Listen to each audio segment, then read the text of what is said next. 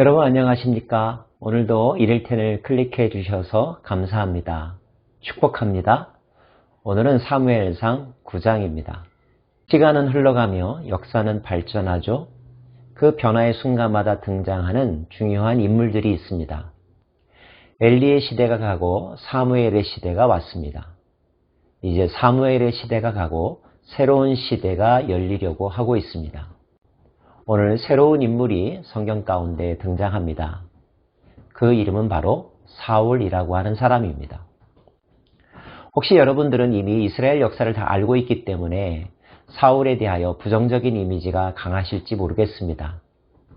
그러나 그런 선입견은 조금 더 내려놓고 동시대적인 상황으로 가서 있는 그들의 모습으로 사울을 관찰해 보면 어떨까요?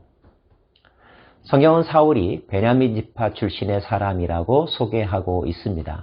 그의 용모와 인간 됨됨이에 대해서 알 수 있는 몇 가지 장면이 오늘 말씀 속에 기록되어 있습니다. 먼저 성경은 사울이 외형적으로도 아주 준수한 청년임을 소개해주고 있죠. 베냐민 지파의 기스라이름하는 유력한 사람이 있으니 그는 아비엘의 아들이요 스롤의 손자요 베고라스의 증손이요 아비아의 손손이며 베냐민 사람이더라. 기스에게 아들이 있으니 그의 이름은 사울이요 준수한 소년이라. 이스라엘 자손 중에 그보다 더 준수한 자가 없고 키는 모든 백성보다 어깨 위만큼 컸더라. 예전의 동양에서는 신언섭판이라고 하는 4가지 항목으로 사람을 평가하곤 했습니다. 외모가 준수하다는 것, 결코 손해볼 일은 아닌 것 같습니다. 사울도 그러한 사람이었습니다. 그런데 그것보다 더 의미 있는 캐릭터가 오늘 말씀 속에 등장합니다. 아버지가 나귀를 잃어버렸습니다. 아들에게 그 나귀를 찾아오라고 심부름을 시켰습니다. 사울은 사환과 함께 나귀를 찾으러 동네 방매를 헤매이고 다닙니다. 쉽게 찾아지지 않자 다른 지파의 땅까지 가게 되죠. 자그마치 사흘 동안 나귀를 찾기 위하여 노력하는 모습이 나와 있습니다. 요즘 시대의 기준으로 보면 이런 아들이 또 있을까 하는 생각마저 들 정도입니다. 사울의 성실함과 아버지를 향한 순종의 마음을 읽을 수 있는 대목이죠. 게다가 사울은 배려심이 깊은 사람인 것 같습니다.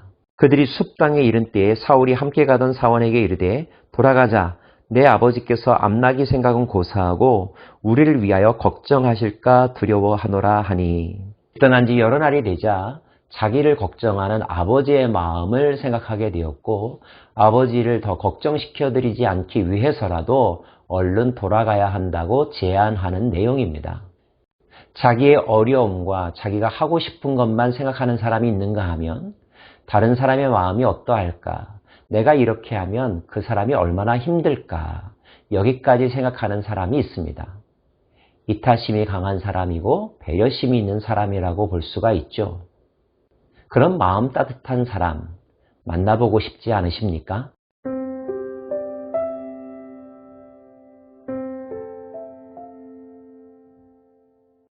그런데 그때 사환이 이 성읍에 하나님의 사람이 있는데 많은 이들로부터 존경을 받는 사람이다. 그 사람을 만나 도움을 요청하면 어떻겠느냐 하는 제안입니다. 사울은 그 사환의 제안에 흔쾌히 응합니다. 사울이 그의 사환에게 이르되 우리가 가면 그 사람에게 무엇을 드리겠느냐? 우리 주머니에 먹을 것이 다하였으니 하나님의 사람에게 드릴 예물이 없도다. 무엇이 있느냐 하니. 사울은 하나님의 사람을 만나러 가는데 그냥 갈 수 없다. 예의를 차려야 된다라고 말하고 있는 거죠. 사울이 그의 사환에게 이르되 내 말이 옳다. 가자 하고 그들이 하나님의 사람이 있는 성읍으로 가니라. 비록 자기 집안의 종이지만 그 의견을 존중하는 태도. 누군가를 만나 도움을 요청하려고 갈 때 그냥 가지 아니하고 예물을 준비해야 한다는 것을 기억하는 자세. 인격적이고 예의 바른 모습이라고 말할 수가 있습니다. 결국 그들은 그 성읍에서 안내를 받아 하나님의 사람을 만납니다. 그 하나님의 사람이라고 일컬어졌던 사람이 바로 사무엘이었습니다. 우리가 여기서 한 가지 알 수 있는 것은 사울이 처음부터 사무엘을 만나고자 하는 목적으로 집을 나선 것은 아니었다는 거죠. 아버지의 심부름을 하다가 여러 날을 지나게 되었고 다른 지파의 땅까지 오게 되었으며 우연히 사환의 생각과 제안을 받아들여서 사무엘을 만나게 된 것입니다. 그런데 우리가 성경을 읽다 보면 이 일은 사울에게 우연의 연속으로 인하여 일어난 일인지는 모르지만 사무엘에게서는 결코 우연이 아니라 하나님의 계획과 섭리 가운데 일어난 일임을 알 수가 있습니다. 사울이 오기 전날에 여호와께서 사무엘에게 알게 하여 이르시되 내일 이맘때 내가 베냐민 땅에서 한 사람을 내게로 보내리니 너는 그에게 기름을 부어 내 백성 이스라엘의 지도자로 삼으라. 그가 내 백성을 블레셋 사람들의 손에서 구원하리라. 내 백성의 부르짖음이 내게 상달되었으므로 내가 그들을 돌보았노라 하셨더니 하나님께서 사무엘에게 미리 말씀하셨습니다. 사울을 만날 것임을. 그리고 그 사울을 이스라엘의 지도자로 세울 계획도 알려주셨습니다. 사울의 입장에서는 어쩌다가 여기까지 온 것이지만 사무엘에게 있어서는 하나님의 준비와 통보 속에 계획된 만남을 갖게 된 것이죠. 사무엘은 하나님의 음성을 듣고 사울을 만나 어떤 이야기를 하고 어떻게 지낼 것임을 계획하고 그 계획대로 움직입니다. 사울에게 잃어버린 나귀 찾는 일을 걱정하지 말라고도 이야기하고요. 사람들과의 식사 자리에서 사울을 위하여 따로 준비한 음식을 내오라고도 이야기합니다. 그리고 많은 사람들에게 사울을 소개하고 사울과 깊은 대화의 시간을 갖죠. 그때 사울에게 의미 있는 한마디 말을 합니다. 그런데 앞서 산당으로 올라가라. 너희가 오늘 나와 함께 먹을 것이요 아침에는 내가 너를 보내되 내 마음에 있는 것을 다 내게 말하리라. 사흘 전에 이른 내 암나귀들을 염려하지 말라. 찾았느니라. 온 이스라엘이 사모하는 자가 누구냐? 너와 내 아버지의 온 집이 아니냐 하는지라. 사울이 일컬어서 온 이스라엘이 사모하는 자라고 하는 표현을 씁니다. 이 말은 사울에게 이스라엘 사람들이 찾는 지도자가 될 것임을 암시하고 있는 말입니다. 사울은 사무엘의 표현에 대하여 이렇게 반응합니다. 사울이 대답하여 이르되 나는 이스라엘 지파의 가장 작은 지파 베냐민 사람이 아니니까 또 나의 가족은 베냐민 지파 모든 가족 중에 가장 미약하지 아니하나이까 당신이 어찌하여 내게 이같이 말씀하시나이까. 자기 자신은 결코 그럴 만한 그릇이 되지 못한다라고 하는 겸손을 표현하고 있습니다. 게다가 사기 후반부의 내용을 여러분들이 기억하신다면 베냐민 지파와 나머지 11지파들 사이에 내전이 있었었죠. 그 내전으로 말미암아 베냐민 지파는 거의 초토화가 되었습니다. 그 사건과 후유증이 사울 시대까지 이어지지 않았겠습니까? 적어도 이때 이스라엘 12지파들 사이에서 베냐민 지파는 그 인구수도 적었고 결코 당당하지 못한 모습으로 지냈어야만 했었는데 이러한 사실이 사울로 하여금 이런 고백을 하게도 만들었을 것입니다.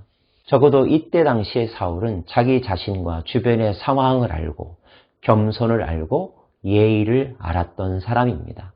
중요한 것은 그러한 사울이 이제 하나님의 계획 속에서 역사의 무대에 등장하기 시작했다는 것입니다.